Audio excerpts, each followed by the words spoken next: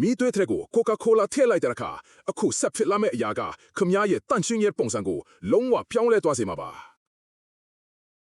နာမည်ကြီး brand တွေကဒီနီလန်ကိုခမမသိစေချင်ကြပါဘူးဒါပေမဲ့ဒီနေ့မှာတော့အဆင့်အလုံးကိုအပြည့်အစုံပြောပြပေးသွားမှာပါသူ့ရဲ့အစွမ်းကိုမြင်လိုက်ရပြီဆိုရင်တန့်ရှင်းရဲ့နီလန်ဟောင်းတွေကိုဘယ်တော့မှပြန်သုံးတော့မှာမဟုတ်ပါဘူးကဲအခုပဲဆက်လိုက်ကြရအောင်မိသွေးအသစ်ဆက်အနေငယ်ကိုပြင်ဆင်ပါတုံးပြီးသားဒါမှမဟုတ်မိညီပြီးသားမဖျားပါဘူးပလတ်စတစ်အိတ်အထူထဲကိုထည့်ပြီးအိတ်ကိုလုံးအောင်ပိတ်လိုက်ပါတူဒါမှမဟုတ်အလေးချိန်ရှိတဲ့မာကျိုးတဲ့အရာတစ်ခုခုနဲ့မီးသွေးတွေကိုစပြီးထူချွေလိုက်ပါဒီအစစ်မှာတော့အလင်းမလိုပါနဲ့ထူလိုက်လို့ရလာတဲ့အမှုရဲ့အကြအနုက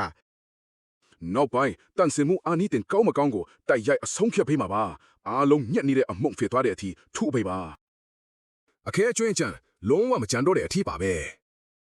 ကောမန်မှာကိုယ့်ရဲ့မျိုးနာမည်ကိုရေးခဲ့ပေးပါဦး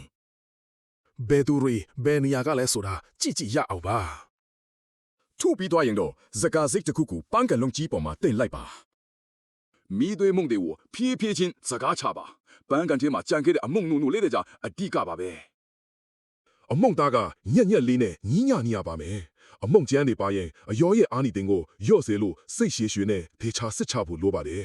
ပန်းကန်ထဲကစကားချချရဲ့အမုံညက်ဒီကဒီအစွမ်းထက်တန့်စင်စေရဲ့အခြေခံအုပ်ညက်ပါပဲ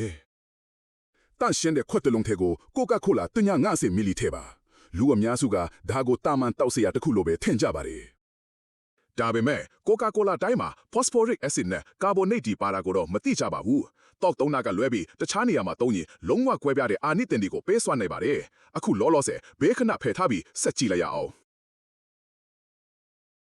အဲ့ဒီခွက်ထဲကိုပဲပန်းကန်ဆေးဆက်ပြရည်150 ml ထပ်ထည့်ပါ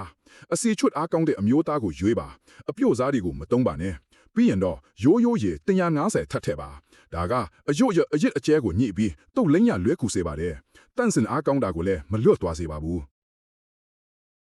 ပါဝင်ပစ္စည်းအားလုံးကိုဖြည်းဖြည်းချင်းသေချာမွေပေးပါစံတုံကြည့်ချင်းတဲ့သူတွေကမန့်မှာရေးခဲ့လို့ရပါတယ်အယောအနော့ကဖြည်းဖြည်းချင်းပြောင်းလဲလာတာကိုကြည့်လိုက်ပါအယောင်ကပိုရက်လာပြီးနည်းနည်းလေးပြစ်လာပါလိမ့်မယ်ချောမွေပြီးပြစ်နေတဲ့အနစ်ဖြစ်လာပါမယ်အမုံတွေအားလို့ရေထဲမှာလုံးဝပျော်ဝင်သွားတဲ့အထိဆက်မွေပါအနှစ်သားကချောမွေညီညာပြီးအဖုအလုံးတွေမရှိတော့ပါဘူး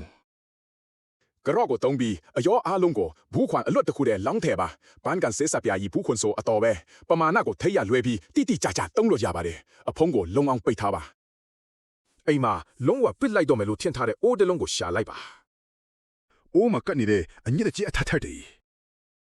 ဘလို့တိုက်မပြောင်းတဲ့အိုးတွေပေါ့ဖော်ဆက်ထားတဲ့တန့်စင်ဆေးရီကိုအိုးမျက်နှာပြင်ပေါ်တိုက်ရိုက်ညှစ်ချလိုက်ပါ